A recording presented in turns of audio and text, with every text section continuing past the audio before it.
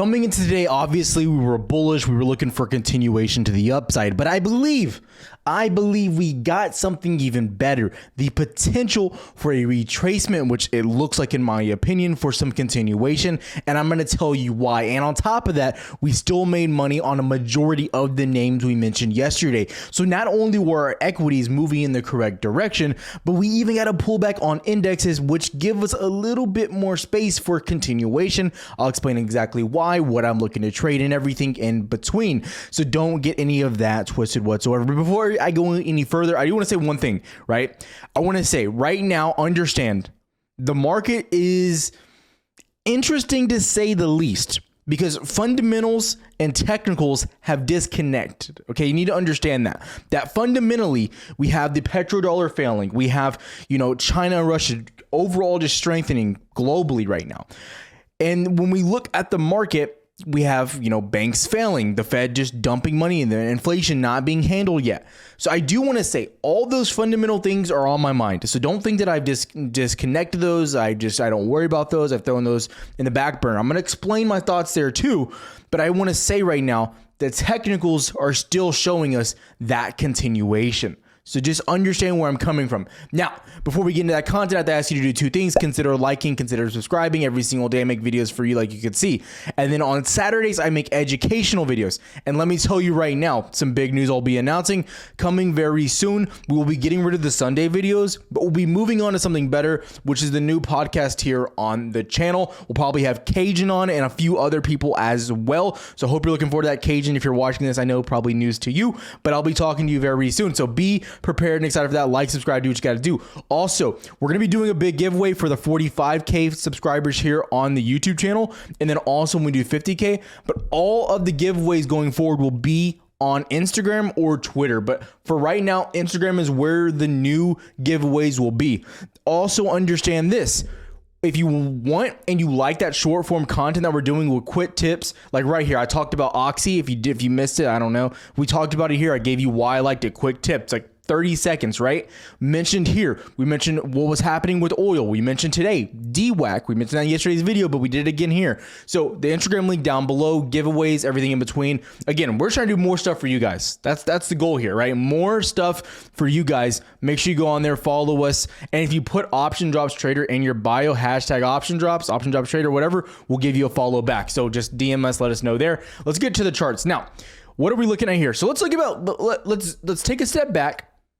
Let's take a step back, and we're just going to look at where we're at. And I'm going to go over the stocks. Don't worry. We're not going to spend too much time on indexes today because, in my opinion, it's a straight shot up for continuation. But when we look here, what's happening? So where we started to get bullish is when we started to mount February highs, right? Going back here, we mounted, we pushed up. And then what happened from there, as you go to something like the daily chart, you can see here as well. We pushed, over September highs. We pushed over August highs. And now we're mounting August highs. Okay, so that's where we're at. So you can realize we were mounting our August highs. So when we go back to this chart, you can see where this line is, right here roughly. That's where we're at. We're mounting these levels. On top of that, the price action today, the pullback that we had today. Why is this significant? Why is this important? Right?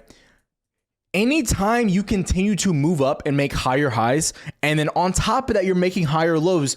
But the big point there is that you are mounting previous highs, as you can see. So your previous high here, you pulled back, you broke through, retest, pushing up. That is the definition of bullish behavior on a stock, a stock or an equity, whatever it may. I'm just a little bit too excited because we're finally getting good movement in the market, whether it be to the up or the downside. I don't care. I'll make money either way, but I got to get good movement. I can't have this like chop range trading. That just doesn't do it for me. Okay. Now going into ES, what's happening here? ES actually is pushing higher. Right? This is the cool thing here. ES is playing catch up with the Nasdaq. We've talked about how it's behind, pushing up into our target. We mentioned yesterday's video, 4170, almost to like 41, like 90-ish. That's where we're looking. We're pushing there right now. So we're catching up on the Dow and ES, and the Nasdaq is still looking good for continuation. Would not shock me if tech gets a nice run. And I'm going to tell you in this video, I got a stock I'm really liking right now, and I just almost doubled down my position on that stock. Okay, now Let's track this a little bit more. So we can see here we're on the 2 hour. We can see we're just grinding on the 90 MA. I mean, this is a clear cut definition of continuation. So we're pushing up. Every index looks good. We'll go to the Dow real quick before I go to any equities. And you can see the Dow is a monster. Okay. That's why we've been playing the Dow as well. The Dow was very weak, started showing signs of strength. This is what we love. Come right into our target. Now let's go into equities because this is why you're here. You're like, Tyler, look, indexes are cool. I understand. And you need to understand, you don't take trades unless you understand how the indexes are moving, right? That is like the foundational rule of when it comes to option jobs trading, me and Jay Ream, okay? If I don't have a plan on the index, then I'm not looking to trade an equity, okay? So I'm not going to try to trade Home Depot or Caterpillar or Boeing if I don't have a roadmap or a plan for the Dow to move. I'm not going to counter trade the Dow. I'm not going to trade AMD, NVIDIA, or maybe even Microsoft if I don't have a plan on the Nasdaq or even the SPY.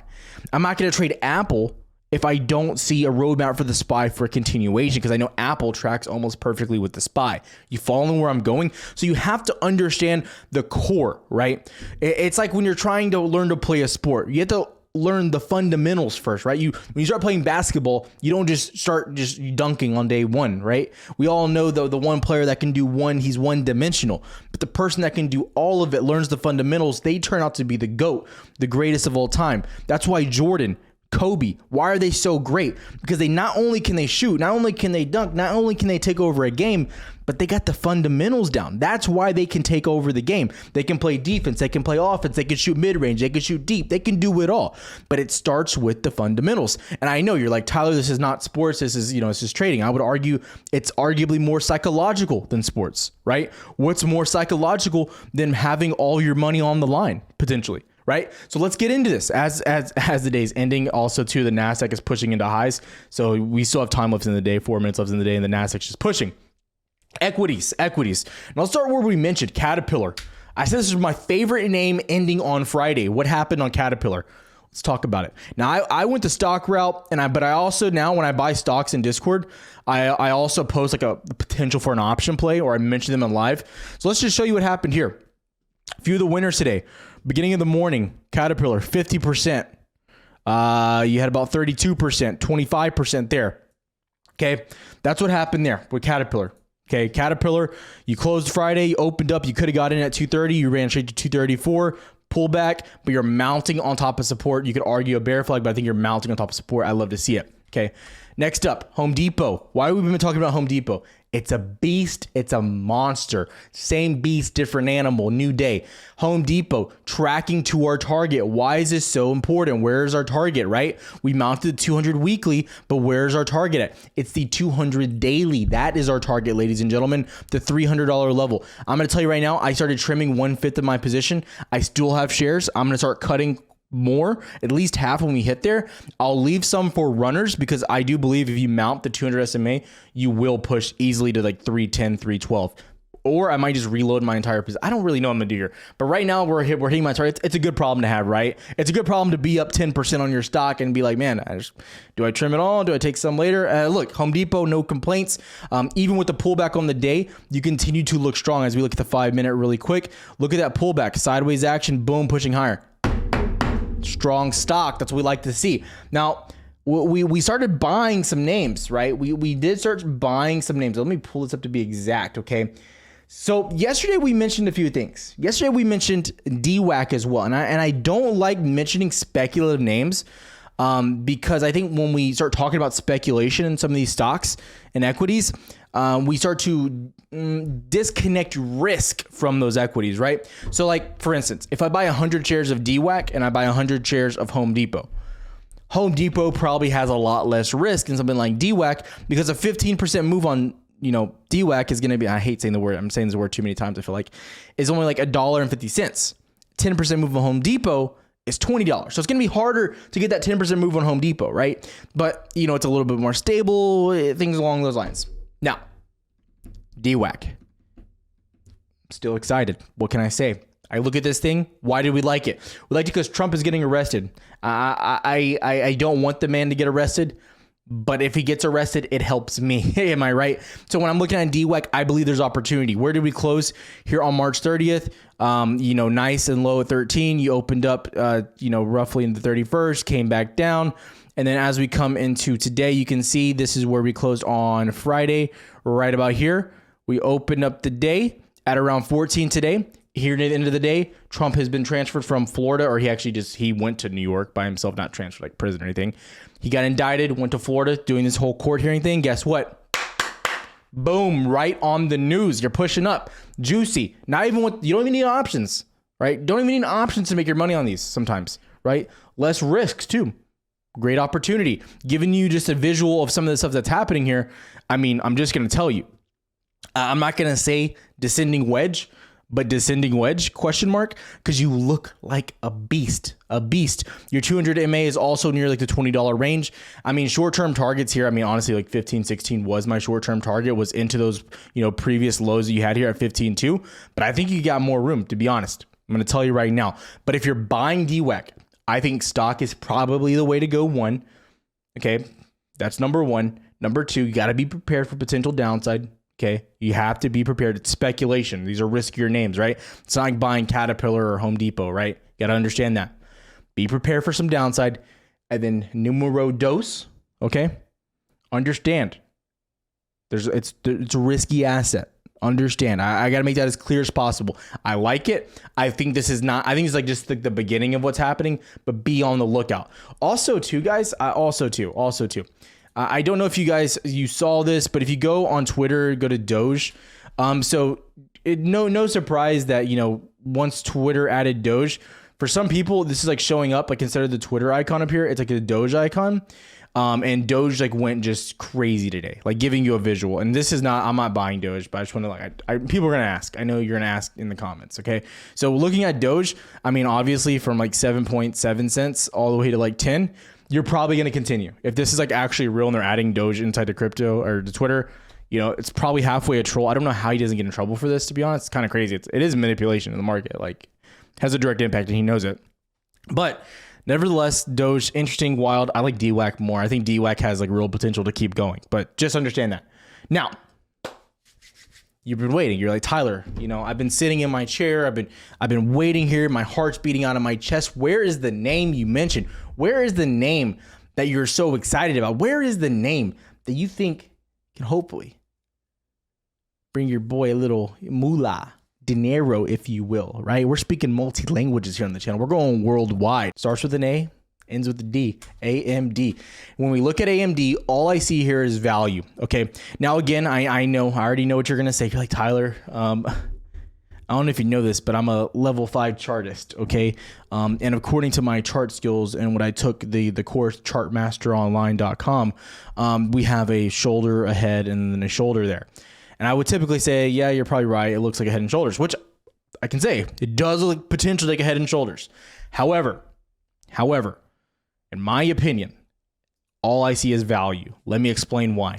Now, when I'm looking at some of these names, I'm always very careful before I start jumping the gun, right? I think jumping the gun is a very dangerous mentality.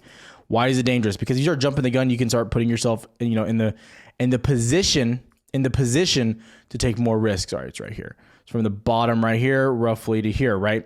I want to let this be known, right? And actually, it should go a little bit lower, like right there. So that's where we're at right now. Okay. And then on the top, you can obviously bring it from the top. You're down a little bit, bring it right there. And that's where we're at. Okay. This is roughly where we're at right there. Okay. We're making this little pennant. This is nice. But why am I interested? Okay. Now, I'm interested because of the way some of these other names are moving. That's what has all my attention. I look at AMD and I say, you look decent. You're moving sideways. What's really happening here? But what about some of the big brother, NVIDIA, right? The big brother to AMD. It only makes higher highs in continuation. Now, if we backtrack, remember AMD got the first pop before NVIDIA got above 200, right?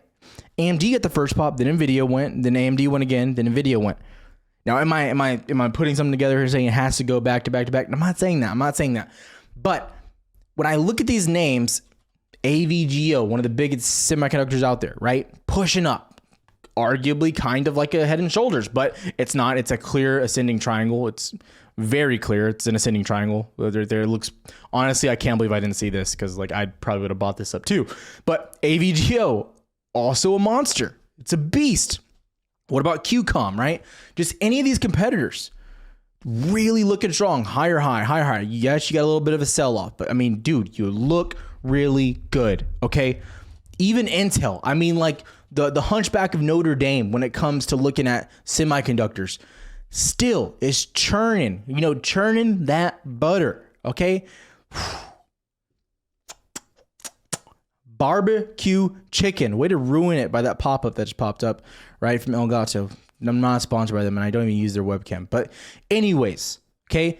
So when I look at AMD, I sit back in my chair. I'm just like, dude, I gotta buy more. I got to. So what did I do? I had 100 shares I bought on Friday. I said, look, called my guy at Fidelity. I said, look, I need you to put me in line with the head honcho over there. Send me over to H&R Block. Beep, beep, beep, beep. H&R Block. Gets me on the line. Where's my H&R Block line? I have it around here somewhere. I can't even find it. I have a special line that goes straight to H&R Block. And that guy, I said, look, double it down.